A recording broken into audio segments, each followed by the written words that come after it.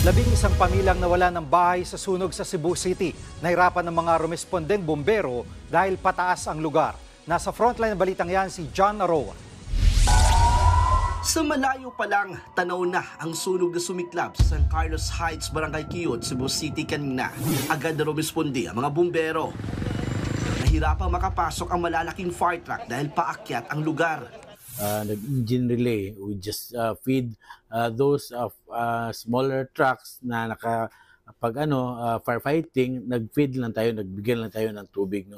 It's really very hard for the bigger trucks na makaakyat sa ganong lugar. Mabilis na kumalat ang apoy dahil sa mga bahay na karamihay gawa sa kahoy. Kita sa mga mukha ng bumbero ang pagod at hirap sa pag-apula ng sunog. Tumagal ng 1 oras bago naapula ang sunog. Nasa 11 pamilya ang nawala ng tirahan. Ang ilan sa residente napatulala na lang habang tinitingnan ang mga natupok nilang mga bahay. Si Tatay Marcelo nasugatan sa kaliwang braso habang sinasalba ang mga gamit. Masakit kasi wala na kaming bahay. Ano na lang, undas na. Kami bula-bula. May pinakita-kita. Puso.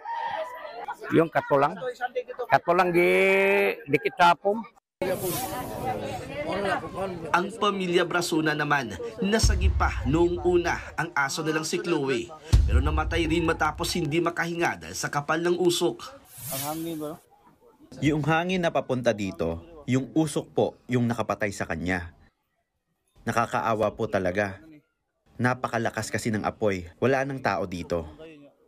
Nasa pangangalaga muna ng barangay ang mga nasunugan. Inaalam pa kung ano ang pinagmula ng apoy. Nagbabalita mula sa frontline. John Arua, News 5. Mga kapatid, Jiggy Manikad po, iba na ang may alam at may pakialam sa panahon ngayon.